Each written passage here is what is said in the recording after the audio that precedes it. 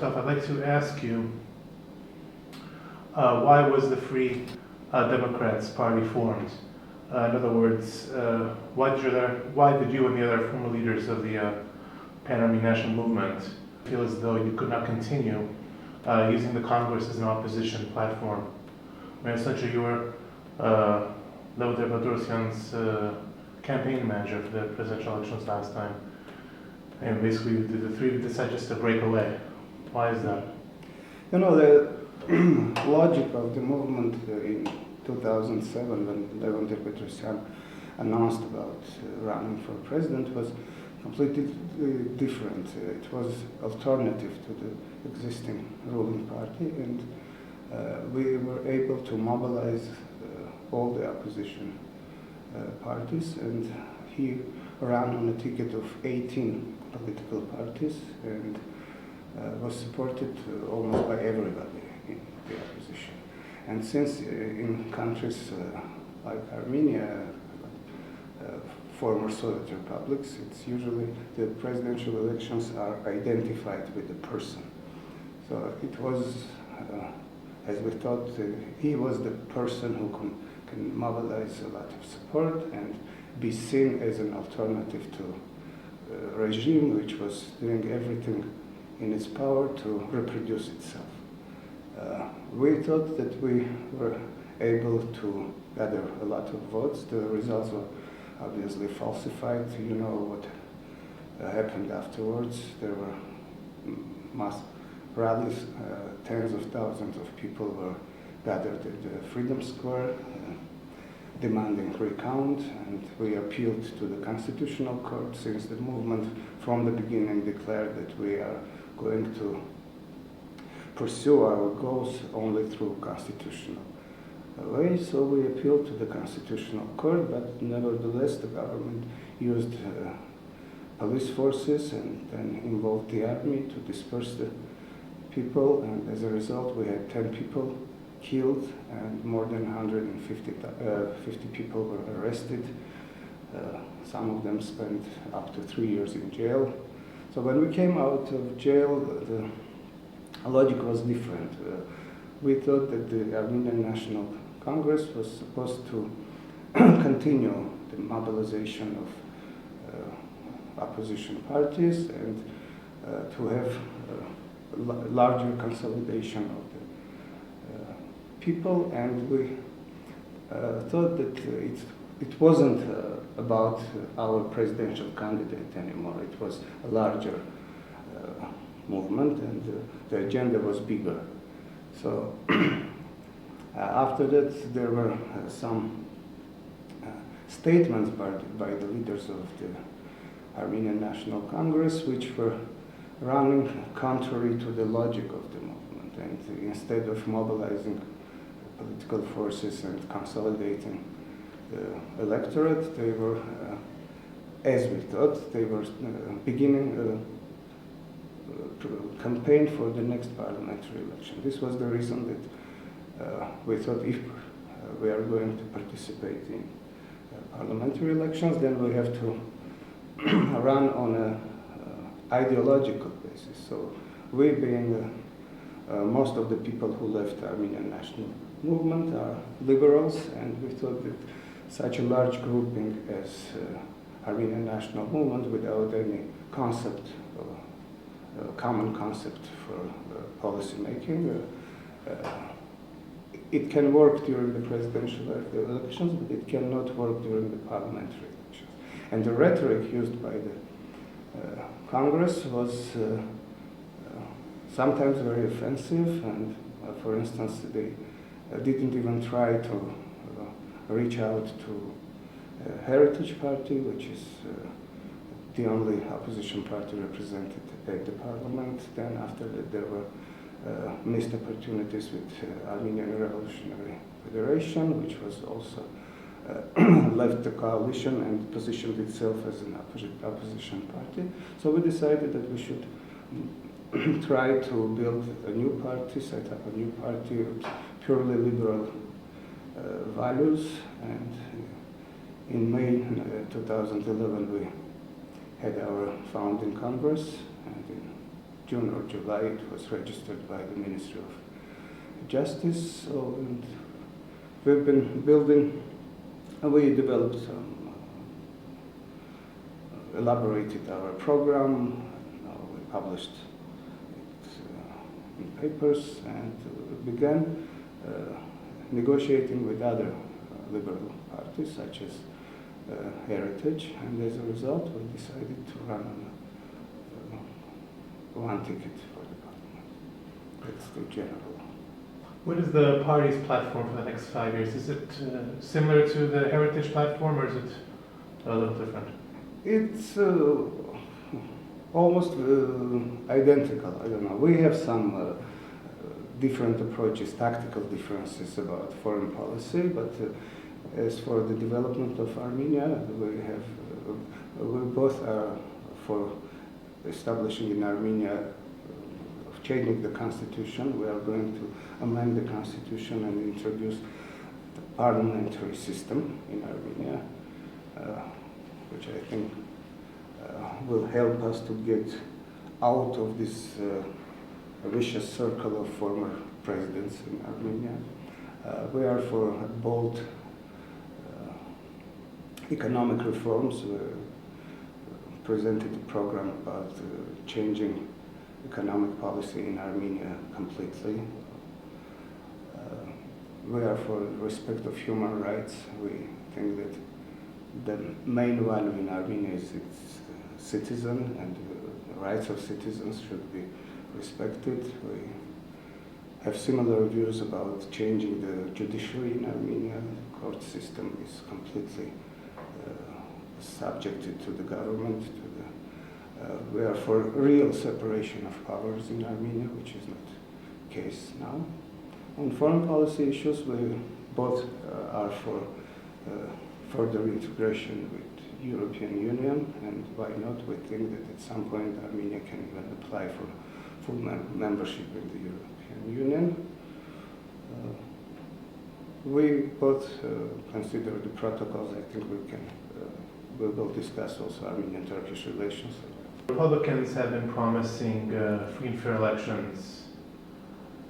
This past Wednesday, opposition parties and the pro-government Prosperous Armenian Party announced an alliance to prevent vote rigging.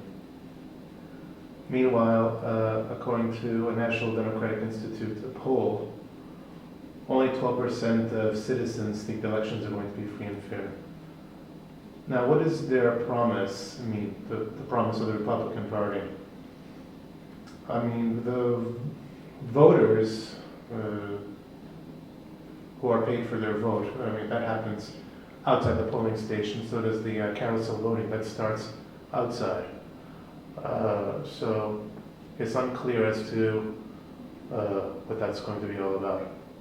No, nobody, I agree that nobody believes in free and fair elections in Armenia, and we would be surprised if the ruling party did not commit itself to conducting free and fair. Every single government since independence of Armenia has been declaring it, but still they did not prevent them from rigging the elections. So it's one thing to declare, another thing is the will to conduct a free and fair election. So what we think it's mainly will be done outside the polling stations, and they will do their best to show that at the polling stations there are no scandals, no ballot stuffing, no intimidation of proxies of the opposition parties, and the counting of the vote is more or less transparent. So, but still, it's already, before the election campaign hasn't started yet, but already there are a lot of violations of electoral code.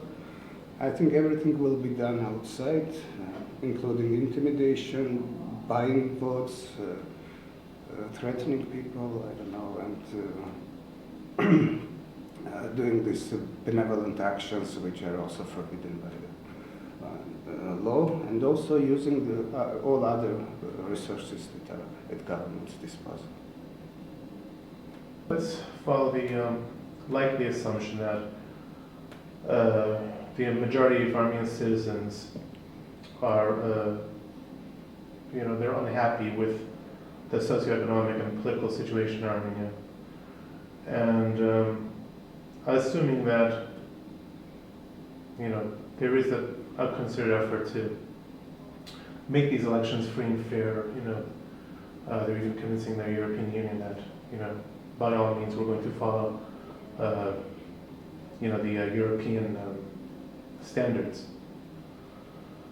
Logically, the citizens should be voting the Republicans out of power, basically. Logically, there would be no way for the Republicans to retain their majority. What do you think? What's your take on that? No, first of all, there are a lot of people who work for the government on different levels.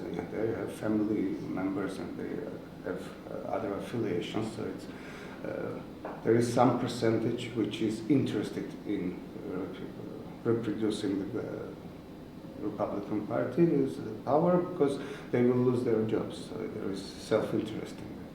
On the other hand, there are a lot of people who are not, who left Armenia, but they are still on the voters list. This is a big controversy because the population in Armenia declined over the last 5 years, but the number of registered voters raised. So we have 180,000 more voters now than we had 4 years ago. It's a paradoxical situation, but it is what we have.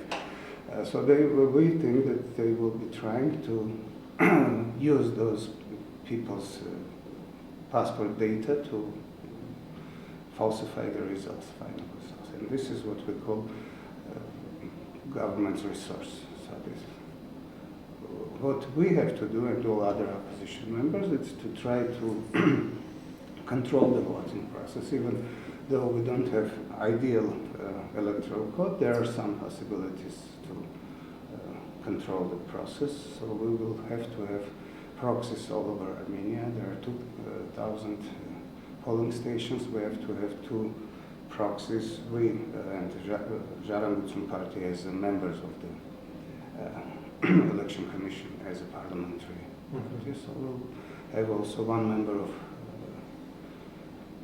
local commissions, and we will also use our activists outside stations to just follow what's going on. What do you think would be the outcome of falsified results this time around? No, if it's falsified in a very arrogant way, as it used to be, I think it will be disaster for Armenia.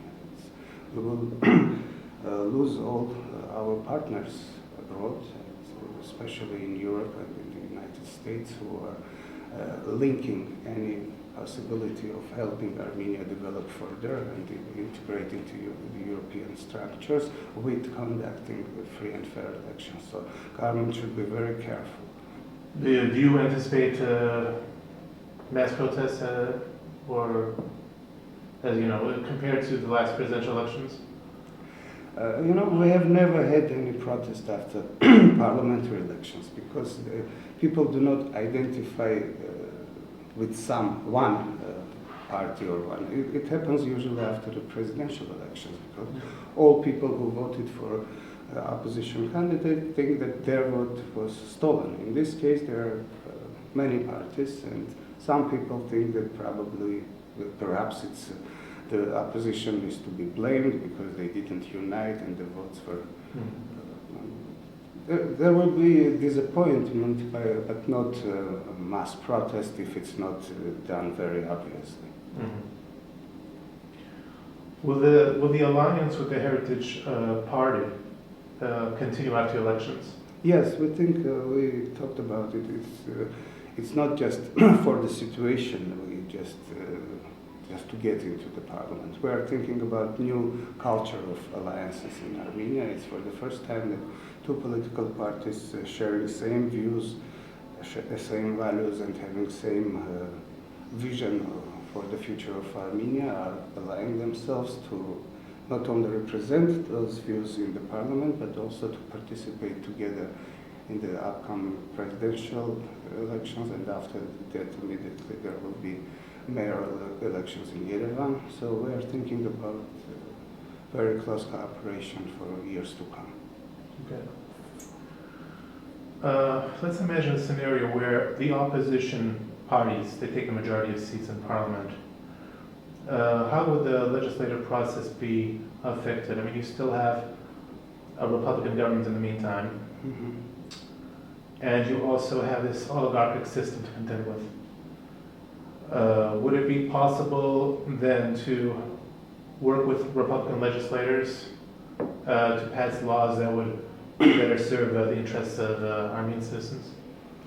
No, I think according to our constitution, we have a French system. We will have to have, it's called cohabitation government. So if there is a majority by the opposition, I think the opposition can just appoint its own prime minister. You don't accept the government's program for the next 5 years, and then they have to resign. It's according to the law. And then whoever gets majority can appoint, or there can be negotiations about some compromises to be found. So I think opposition will be able to not only influence the government, but also to form the government and implement their programs. The president will have to live with that. This is according to constitution. Okay. What is the greatest obstacle in developing civil society and strengthening democracy in Armenia? And how will the Free Democrats actually discourage or indifferent citizens to work towards nation building? So the main obstacle is the lack of independent judiciary.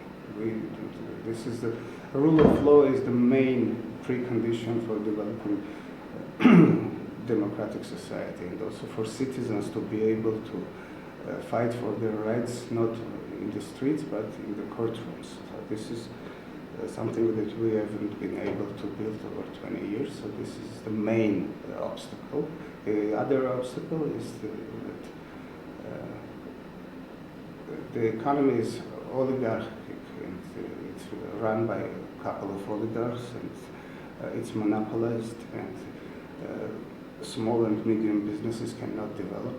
They are being intimidated by the big businessmen, and you have still, they are coming to the same point, you don't have judiciary to go and fight for your rights. So the main thing is to make judiciary independent, to completely reform this judiciary system.